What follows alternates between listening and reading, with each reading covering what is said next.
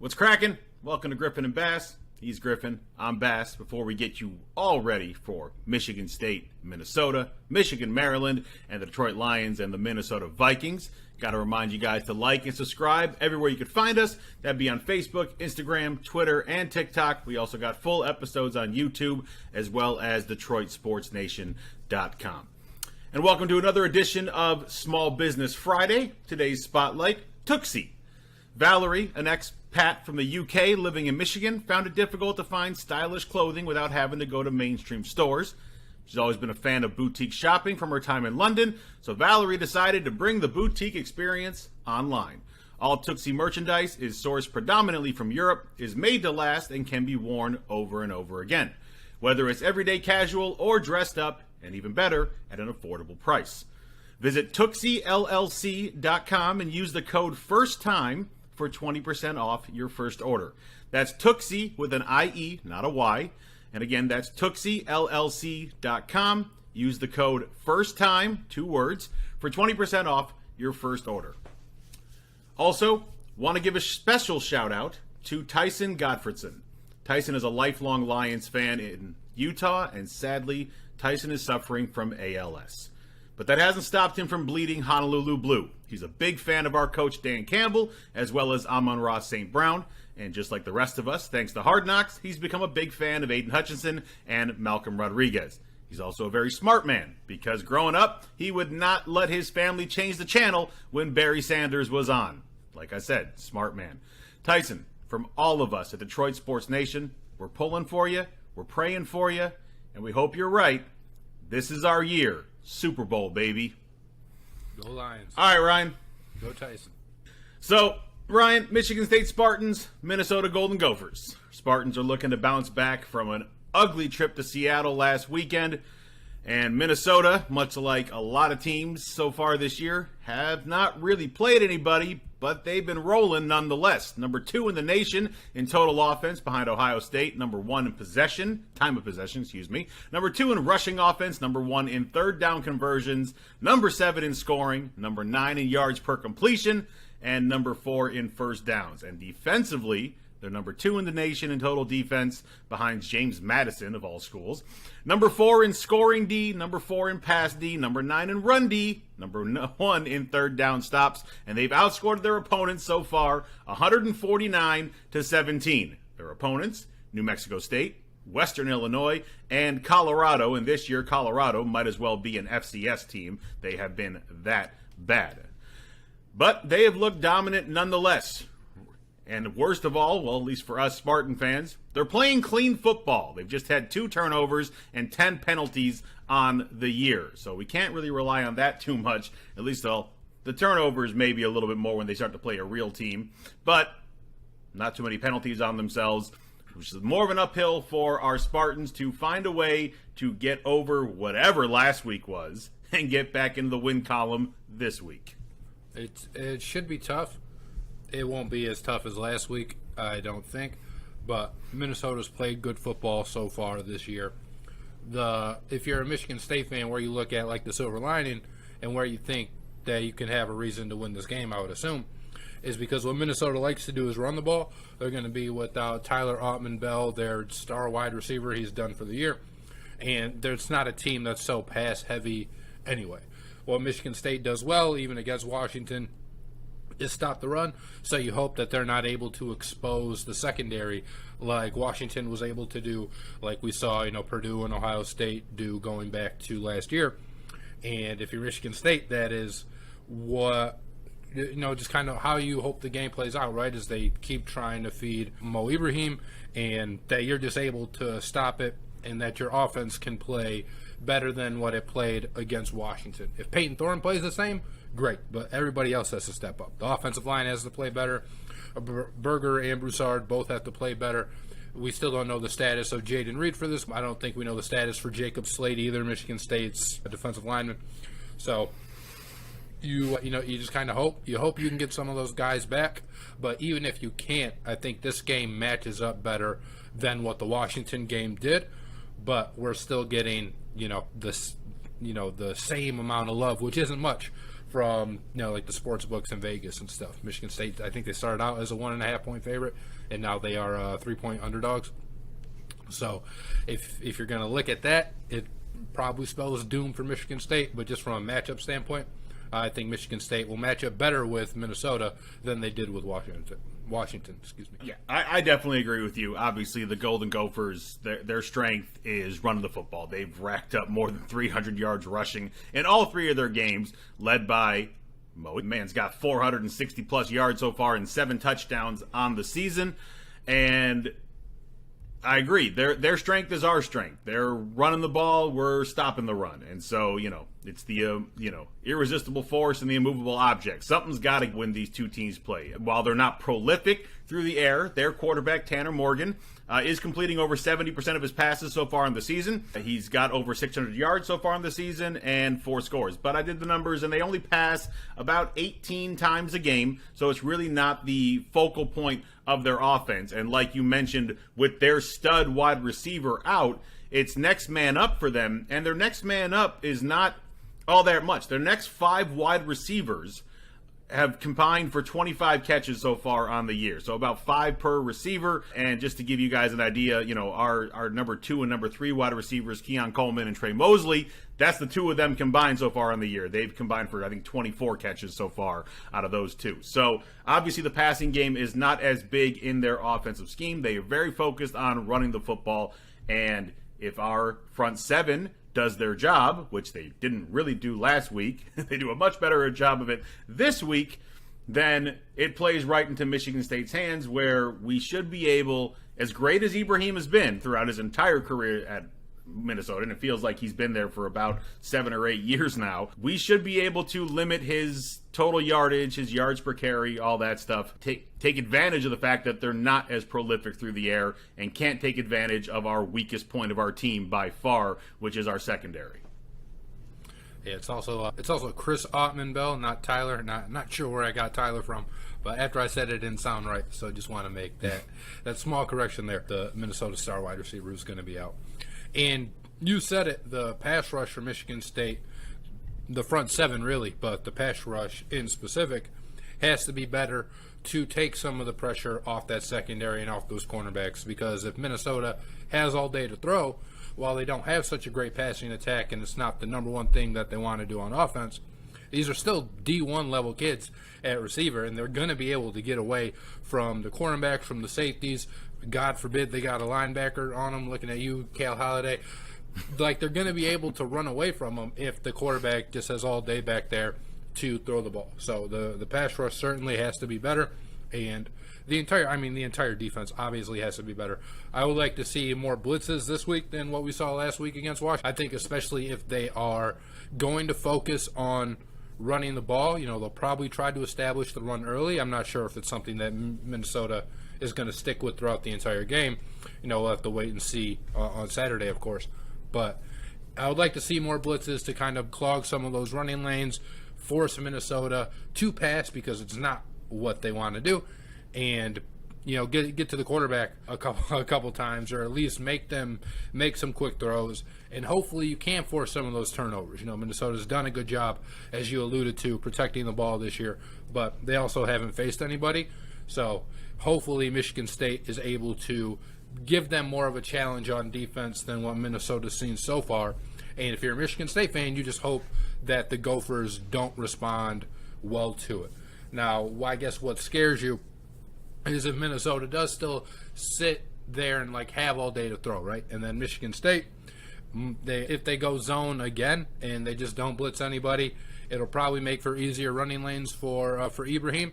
And while Washington wasn't so successful running the ball against Michigan State, and Michigan State played a lot of that, back up on the zone and just load guys up in coverage, it didn't work, but that was the idea, is to make the passing game harder. Ibrahim is a better running back than anybody that Washington had going out there, and I think he'll be able to take advantage of some of that open space that the Husky running backs weren't able to. So I think you just have to play Minnesota differently than what Michigan State did to Washington. Of course, the nightmare scenario is that Minnesota is able to both run and pass the ball, and then you're Michigan State and you can't do anything. I don't think that's going to be the case. I expect it to be a tough game. kind of like a drag it out game. I don't know that there's going to be so many points, scored. I don't think they're going to light up the scoreboard or anything. But I think it'll be a close game, and it'll be something that you're going to have to be at your TV for all 4 quarters, or you might miss the game-changing play. So the betting line on this, like you said, Minnesota is -3. The over-under is 51. By the way, I forgot to mention this. The game is at 3:30 on Big Ten Network, for those that didn't know when it was going to be played. You sound like you'd be betting on the under in this game if you don't think very many points are going to be scored, with 2 offenses that have shown that they can put up numbers in different ways. Like you mentioned with this game last week, the one bright spot for Michigan State was Peyton Thorne looking like the Peyton Thorne that we saw most of last year, and not what we saw the first few games of this season. He was more on point. Keon Coleman was great in that game.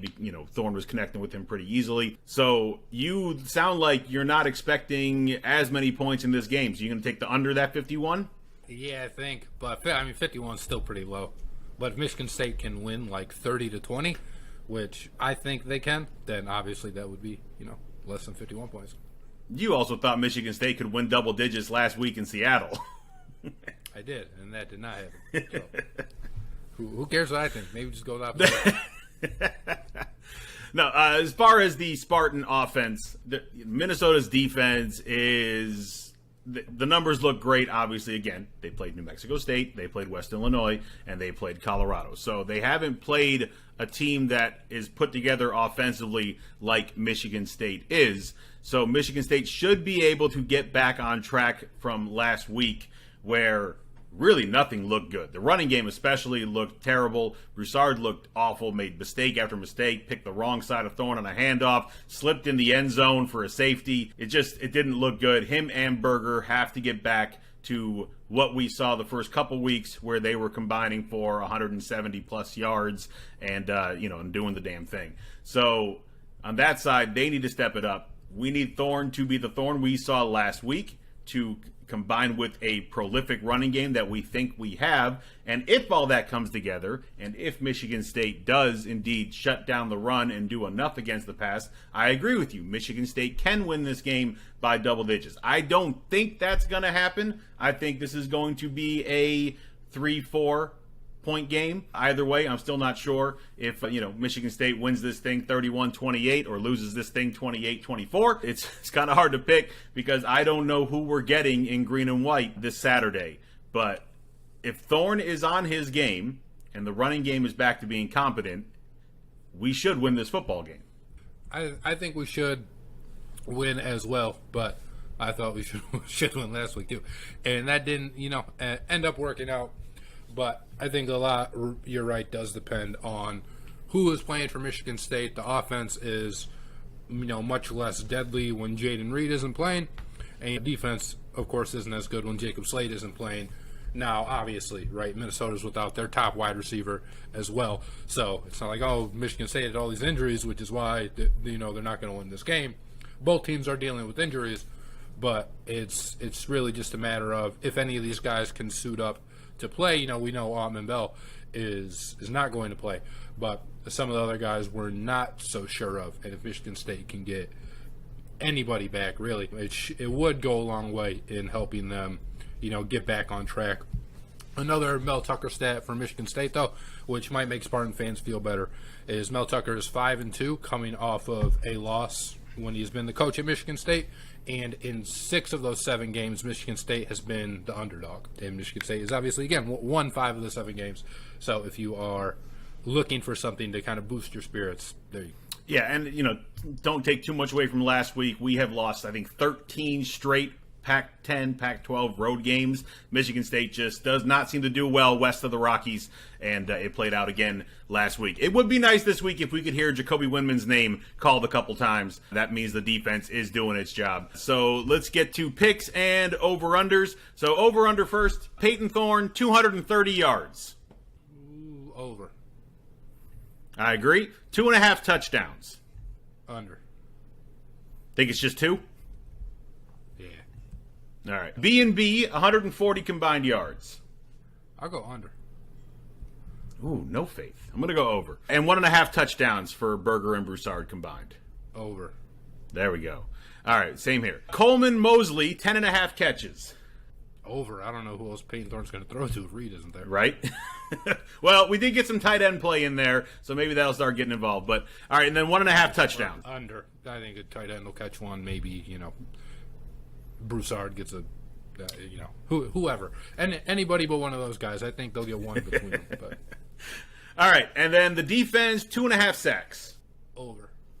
Please, God. And then 0.5 takeaways. Over. I mean, things just happen that are stupid. You don't even have. I know Minnesota's been good at taking care of the ball, but you get a fumbled snap and. Yeah. You don't even I'm going over both those as well. I think we'll get a fumble, and I think hopefully we'll get 3 sacks or more. All right, and then the spread, Minnesota -3. Where are you going with it? Go Spartans, baby.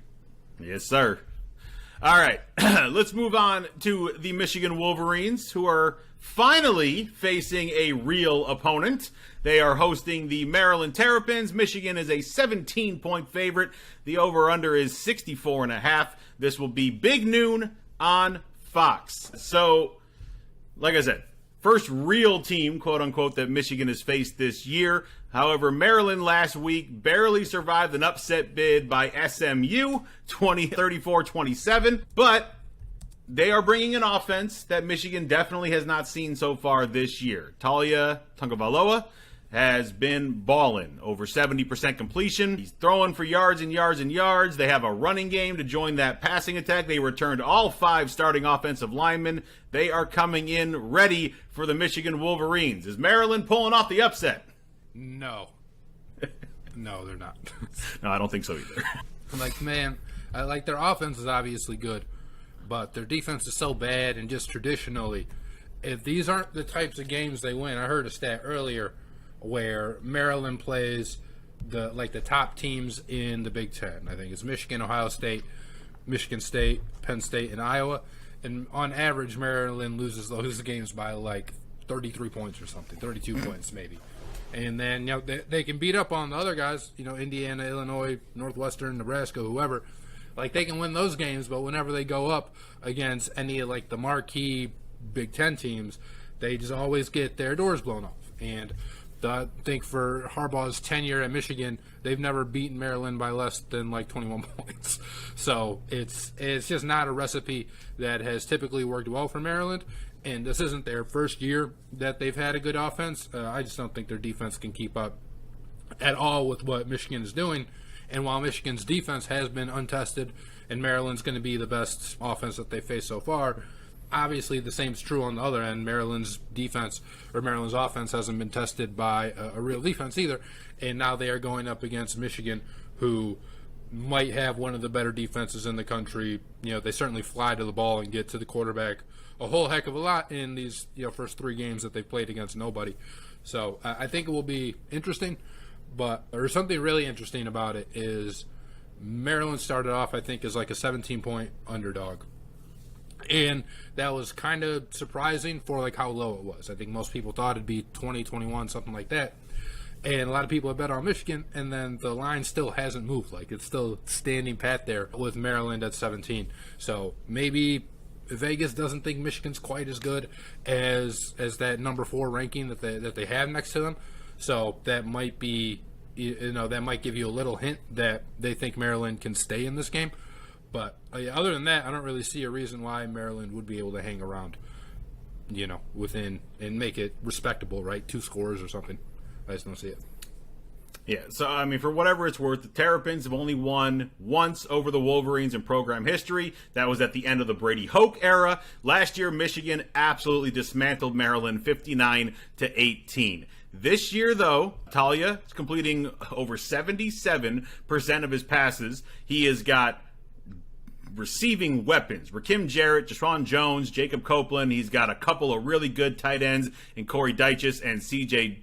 Dupree, who is also known as Baby Gronk. But like you said, that defense. This defense gave up over 500 yards to SMU last week. They also had 15 penalties for 140 yards. So they're not very disciplined either, which definitely doesn't help. Some more stats and facts for you guys to throw yourselves into this game. Blake Corum is leading the nation right now with 7 touchdowns. So, play that for what it is as well. And yes, Maryland does have a running game finally to kind of balance out what they've been doing passing-wise. Redshirt freshman Roman Hemby has been making a whole bunch of noise. He just came off a career-high 151 yards and a touchdown.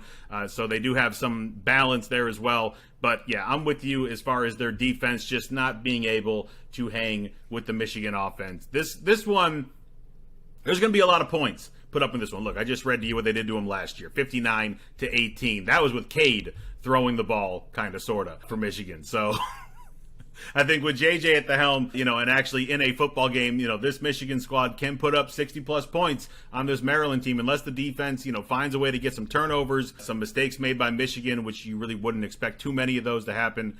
It just seems like it's going to be too much of the Wolverines and not enough help for Talia to go along with that prolific passing attack. That defense is it's just not that good yet. They still need some work on that side of the football to really hang with a team that looks as balanced and complete as the Wolverines look on offense. Yeah, and even, going back to it, in terms of Jim Harbaugh's tenure at Michigan, these just aren't the kinds of games that he loses, right? He usually doesn't lose when he has the better team. It's when teams are equal or just, slightly above Michigan. It's usually when he's losing those games. There's some exceptions, obviously, but you never really get the sneak up game on Jim Harbaugh like I think a Maryland win would, right? It'd be an unranked team beating the number 4 team in the country. It'd be pretty shocking. And throughout his 7 now, or going on to 8 years now at Michigan, these are usually just the games that Harbaugh and his coaching staff and his players tend to dominate, certainly tend to win. And I think it'll be the case Saturday that kind of trend continues. But they should give Michigan's defense at least a test. So I think even if you're not watching to see that Michigan wins, because not that it's a foregone conclusion, I want to give Maryland a little bit more respect than that, but it's certainly not something that's expected, right? You expect Michigan to win, but where you wouldn't watch the entire Hawaii game or something, or Colorado State, because you knew Michigan was going to win by 50. This is a game that you're probably going to watch all of, because I don't anticipate the starters getting pulled for any reason unless there's 2 minutes left in the game and Michigan's up 20 or something, right? But it's a game that the starters should play the entire time, so you should be looking at the defense, because even if Michigan does win, and they put up 62 points, if they give up 42, there'll still be reason to be concerned. So I guess that's the real kind of thing that you should be watching, is watch how that defense reacts. If we remember a couple years ago when Michigan played Indiana, I think the week before they played Ohio State, they beat Indiana. They beat them pretty bad, but Indiana kept having success on the crossing routes. And it was okay, well, that's kind of like a bad omen for what's about to happen to Ohio State, or what's about to happen against Ohio State. And it was, right? Ohio State obviously just has better athletes than Indiana did, studied the game tape, and then just buried Michigan in the way that Indiana tried to, but couldn't. So if you're Michigan, I think that's kind of what you have to prevent from happening this game, is you can't give the better teams on your schedules kind of blueprints to beat you. And I guess if you're Michigan, that's the thing I would be cognizant of, and the thing I'd be watching more so than just the win and the loss. Yeah, that absolutely makes sense. And that was the one thing I was going to bring up when you were talking about, Harbaugh doesn't lose these kind of games. And I was like, well, Indiana gave him a bit of a scare with those crossing routes, but the final score didn't really show that. So you're absolutely right. So unless those worst teams are wearing green and white, Michigan seems to do pretty well against teams that they are absolutely better than. And this is one of those things, especially with the defense for Maryland. They are really bad against the run, and this is where Michigan absolutely excels so far this year. Michigan defensively, the numbers are skewed, but you're looking at first in pass efficiency defensively and third in total. But again, they haven't played anybody either. So if you're a Michigan fan watching this, be prepared to give up passes. It's going to happen. Talia and those wide receivers and those tight ends, they know what they're doing. They're going to move the football on you. But if you remember last year as well, they are prone to mistakes that you can take advantage of, turnovers that you can take advantage of. You are the better football team. You should win this football game. You should win this football game convincingly. So let's get to the spread, minus 17. Ryan, Maryland or Michigan? I'll say Maryland. I just don't like that it hasn't moved. All right, well, I'm going to say Michigan, and I'm going to go with the over of 64.5. I think a lot of points are going to be put up in this game, especially by Michigan, but I think Maryland's going to do their part too. Yeah, I think I'm with you on there. Is that 57.5? 64.5? 64.5. Last year was 59-18. Michigan almost hit that number on their own. Yeah, that's still a lot, but yeah, I guess I'm going to go over. It is definitely a lot. All right, over-unders. Talia, 280 yards passing. I might say over. I think they might just try and pass. So even if it's not, necessarily a concern for Michigan, if they throw the ball 55 times, you should get. Well, right. I mean, look, Roman Hemby, he's third nationally right now at over 9 yards per rush, but I don't think he's going to be doing that against the Michigan defense. I think there's going to be a lot more passing as well. That's why I put the number high. I'm with you on the over. 2.5 touchdowns for Talia total. I'll go over. For the sake of my bet of the over on the 64.5, I'm going to have to say over as well. JJ, 280 total yards. Over. All right, 2.5 touchdowns as well. Over. And Blake Corum, 1.5 touchdowns. Over. We are getting all sorts of overs here. We're going for high scoring affair, betting the over. Let's go. Same here.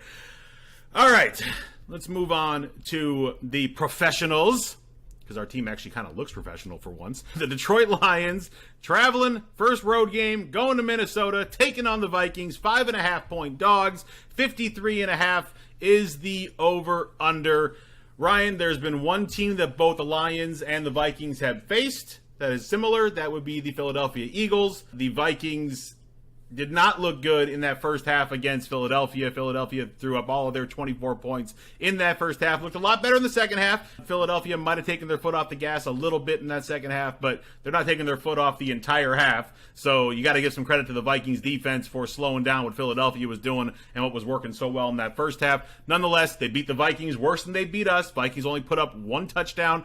We know about Kirk Cousins on Monday nights. It's not good. The man is just, for whatever reason, when it's Monday Night Football, he forgets how to play football, and it just looked ugly. Should certainly play a big part in that, but it is what it is. The Vikings didn't do nearly as well against the Eagles as the Detroit Lions did. We can do the laws of syllogism and throw it all together and say that the Lions are going to win this game by a lot, but let's break it down.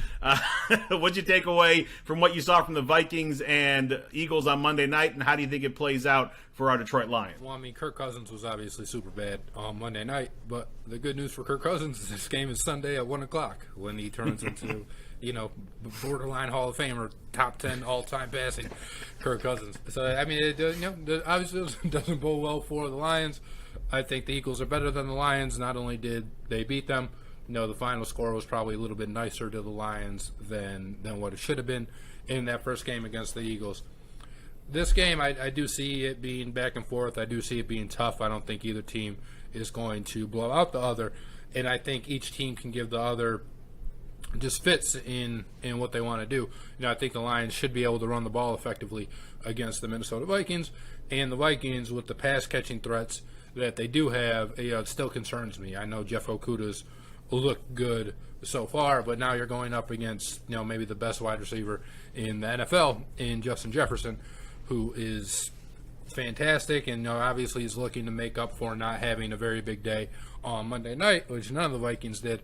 And then you still have Dalvin Cook, who, again, hasn't looked so great this year, but we know he's still a good running back. We know eventually that is somebody who could get going as well. I think Adam Thielen's kind of washed, so maybe if Jeff Okuda is just on Adam Thielen, it'll be all right anyway, because I don't think Adam Thielen is very good anymore.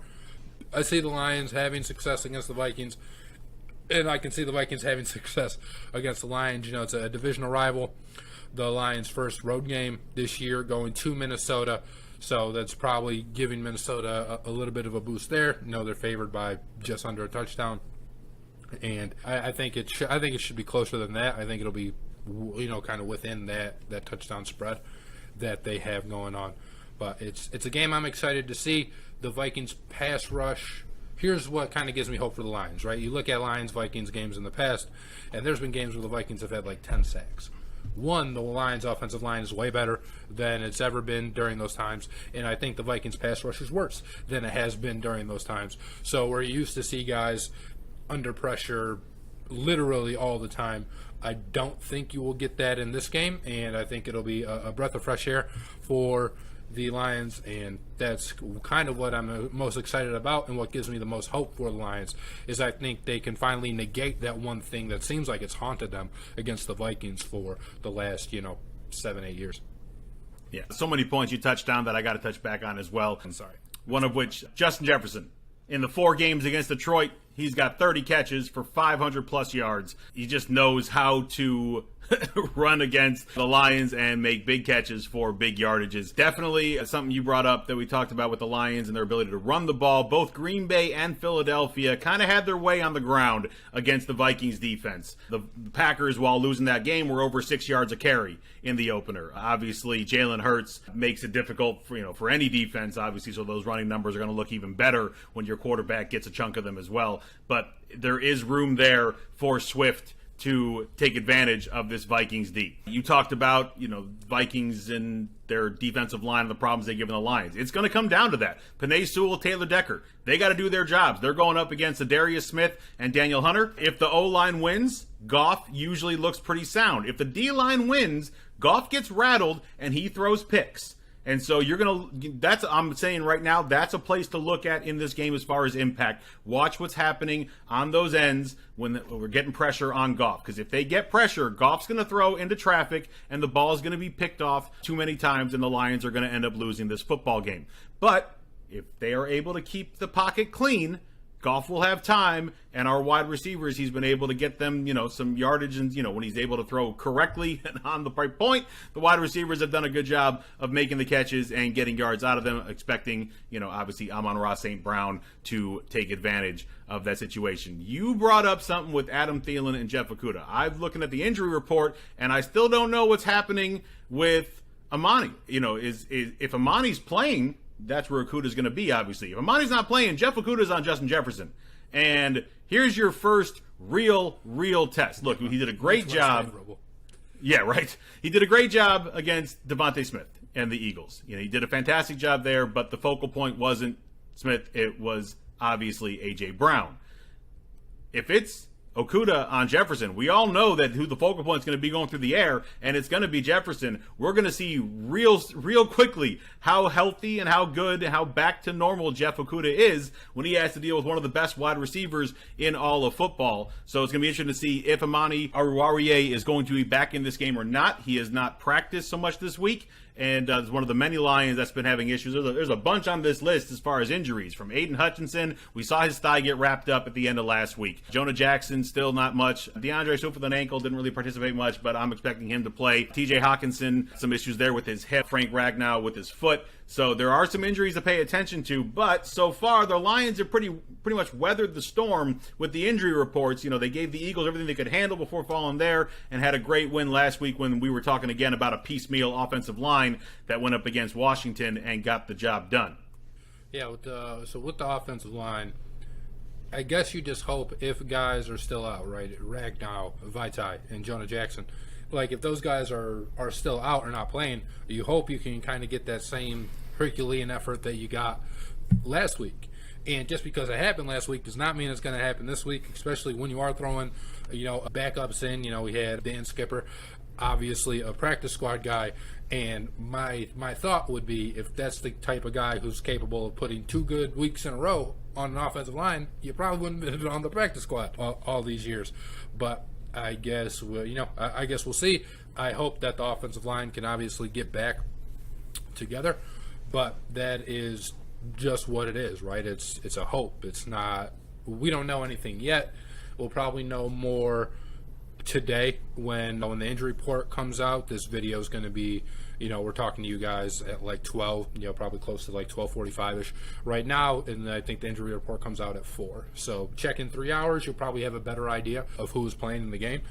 But I think you're right. That's where it comes down to. It's the offensive line against the defensive line. the Vikings, like you said, have given up a lot of rushing yards, a lot of rushing success against their two opponents. And I still want to give credit because I know it sounds like we're both kind of down-talking the Vikings and propping the Lions up. But the Vikings did beat the Green Bay Packers, who are a better team than the Washington Commanders are. So I still don't want to sit here and act like Minnesota is just, some scrub team that the Lions should easily do away with. But I'm feeling a lot more confident about this game today than I was when I first saw the season and saw that we had to go at Minnesota in Week 3. Well, let me give you some numbers to help you feel even more confident going into this game. When blitzed this season, Kirk Cousins ranks 4th worst in the NFL among quarterbacks in passer rating. The Lions blitz the 4th most in the NFL at over 25% of the snaps. So, you put 2 and 2 together, the Lions blitz gets home, Cousins gets rattled, he throws another 3 picks to our version of Darius Slay, who, well, it should be Darius Slay, he should still be on this team, but throw it to Acuda or whoever. So if the blitz gets home, it's going to rattle Cousins. Cousins is going to make those mistakes. Again, like you said, he plays a lot better on Sunday afternoon than he does on Monday night. But the numbers speak for themselves that when he's blitzed, and this is, I'm sure this is for all the quarterbacks, really, except for the mobile ones who can escape it. But when blitzed, you're not doing as hot. But he is the 4th worst as far as passer rating, and the Lions blitzed the 4th most in the NFL. So that obviously plays into the Lions' favor. Something also to look into is the Vikings running game. Cook carried the ball 6 times. That's it last week against Philadelphia. Don't expect that number to be that low against the Lions this upcoming weekend. I imagine that Dalvin Cook is going to be much more heavily involved in the attack for the Vikings this weekend against the Lions than he was this past week against the against the Eagles, unless the Lions can do what the Eagles did and get on top early and then make the Vikings play catch up, and they have to go through the air. Yeah, it's really hard to go down like that 2 weeks in a row to where the game script just dictates that you basically have to abandon running the ball. Even for the really bad teams in the NFL, you're typically not going down 2 or 3 scores in back-to-back weeks to start off the game. So for Minnesota, I would expect Dalvin Cook to be involved more heavily in the running game. And with those blitzing stats that you had on Cousins, was that just for this year, or was that like a larger sample? No, that was year? So that was just for the last couple years. He's completed 49% of his passes while under pressure, but this season, when blitzed, he's the 4th worst in the NFL in passer rating. Okay, well, if he's 49%, I imagine that's probably pretty low on there in completion percentage as well. I know they're different stats, completion percentage and quarterback rating, but the Lions can send guys and they can get there. I think a lot of it is going to depend on what the front 4 can do without, even if the linebackers obviously are blitzing, if the front 4 can get there where it's a guy like Aiden Hutchinson who can get there, blitz or not, like he was getting there last week, then I think that really helps you. But if you do have to keep sending people, one thing that I think the Vikings could take advantage of, and I guess to your stat, it's not something Cousins has taken advantage of these last couple of years when blitzed or pressured. But both their running backs are capable of catching the ball out of the backfield.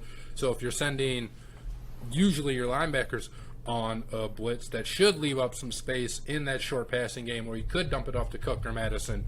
It doesn't seem like that has worked for the Vikings with the stats that you just put up, but in theory, I don't see why it wouldn't work. So I think it's important for the Lions. Just like we talked about with Michigan State, it's important for the Lions to get pressure with that front 4 specifically, for Charles Harris, for Aiden Hutchinson, to get to the quarterback, to put pressure on Kirk Cousins so that he is making those mistakes, which we all know Cousins loves to make mistakes, right? Fumbling the ball as well. He's a big-time fumbler, and I love him. Go Green. But it's it's what he is, and hopefully the Lions can take advantage of it on Sunday. And I feel like we're kind of downplaying the Vikings a little bit. They are essentially touchdown favorites for a reason, and the game is in Minnesota. So as confident as we sound, or at least as I sound, I don't want the fans thinking that I'm just chalking this up as like a walkover win. I do think it's going to be a really tough game. All right, well, let's put your money where your mouth is. The spread is 5.5. Where are you going? I take the Lions. I think 3-point game either way. All right, and money line bet. Where are you going? Oh, man. I don't know. I really want the Lions. I'd probably do it the Lions just because I really want them to win so bad. But all right, and then the over-under, 53.5 over-under. Over. All right, I'm going over as well. I'm going Lions to cover as well, but I'm betting Vikes money line. I think we're looking at a 31-28, 30-27, something like that. It's going to be a good football game. And look, the Lions can win this game. That's why I'm picking them inside of that spread. I think this is going to be a good game. The Vikings are the team that I picked to really fight for the division with the Packers this year. I think they are a good football team. I think their offense, when clicking, is really hard to stop. Our defense is still not great. And I think that's going to be a reason. And if the Vikings get pressure and they have a defensive line that absolutely can, Goff is going to make mistakes. And those mistakes can hurt us. So obviously, I hope none of that happens. I hope the Lions go out and smoke them 70-10. Because that way I would still win the over bet. But the Lions are going to win it for Tyson. I don't know what I was talking about. Pick the Lions. Hey, we can still win the Super Bowl while losing this football game. It can happen. All right, before we get out of here, some basketball news. There's a couple different stories in the presses. One really good for our Detroit Pistons. The other one has nothing to do with our Detroit Pistons. Has some coaching scandals with one of our hated rivals in Boston. But let's hit him with the good news. Boban's back, right? Boyan. Damn it. Wrong one. Not quite Boban. No, man, Boyan Bogdanovic. Lions traded for him from the... Lions! He's playing football. Sweet, we're getting him for both. Well, you need another corner, I guess.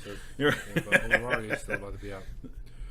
But yeah, the Lions again. We've been talking about them so much.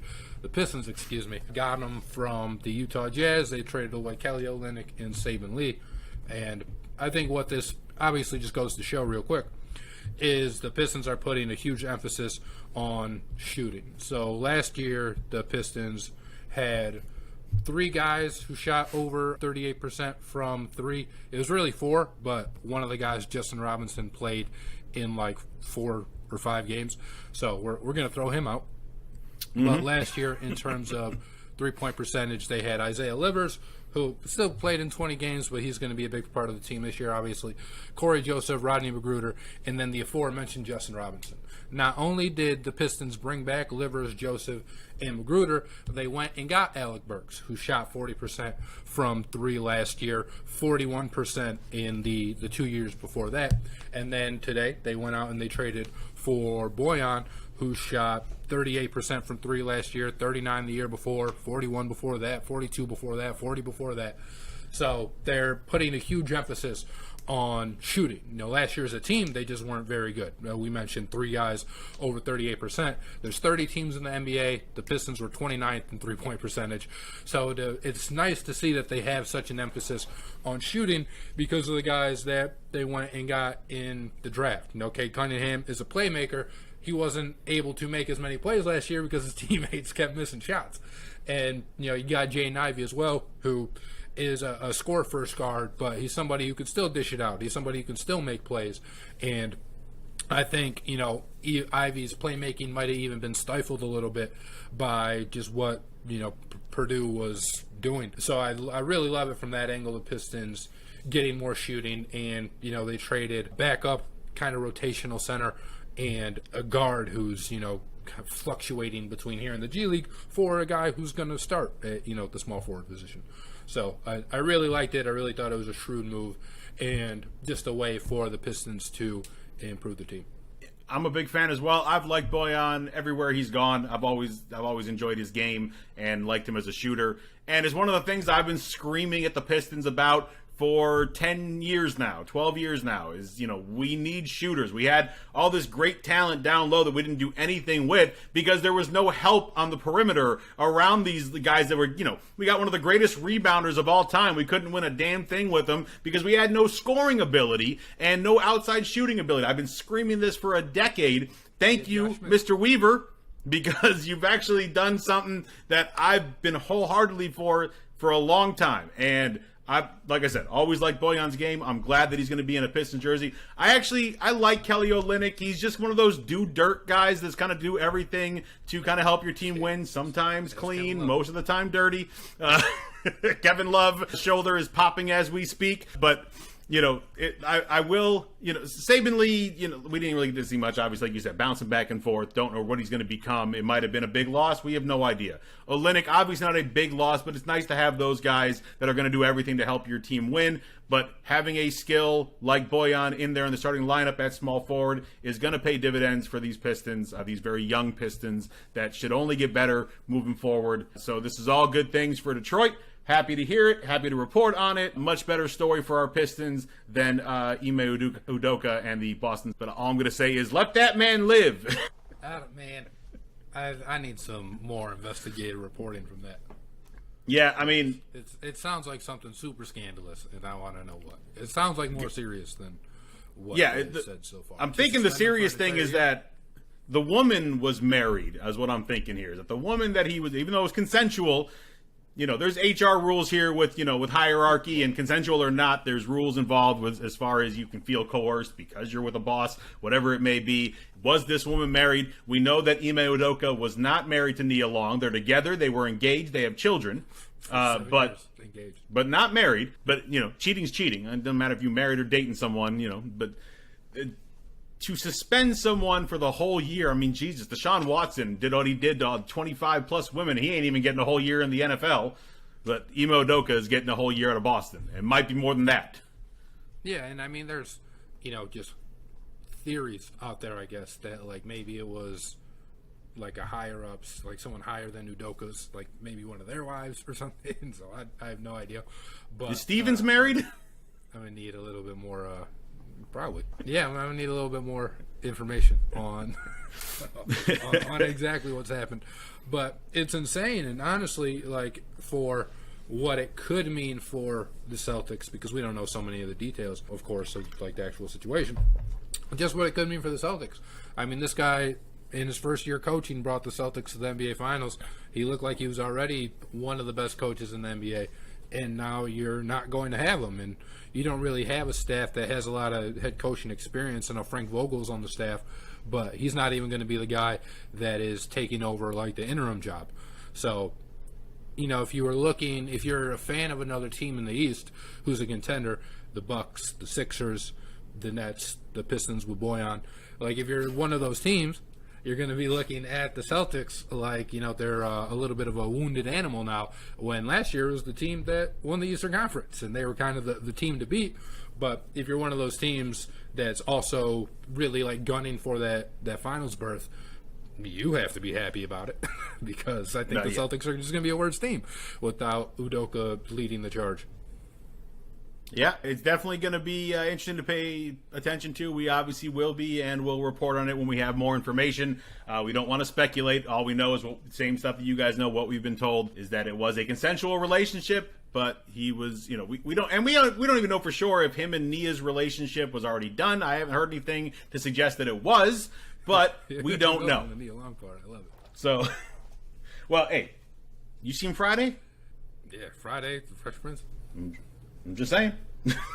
I'm just saying. All right. We got to get out of here. We will bring more to you after the weekend. So thank you for kicking it with Griffin and Bass. For Ryan Griffin. I'm Matt Bassin. As always, Wu-Tang is for the children. Ryan, go green. Go white. Go Lions.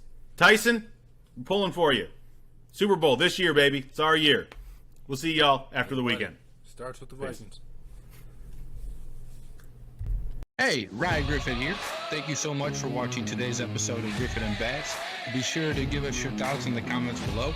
Remember to click the bell to receive the latest notifications from DSN and subscribe for breaking news, community blogs, polls, contests, and other content.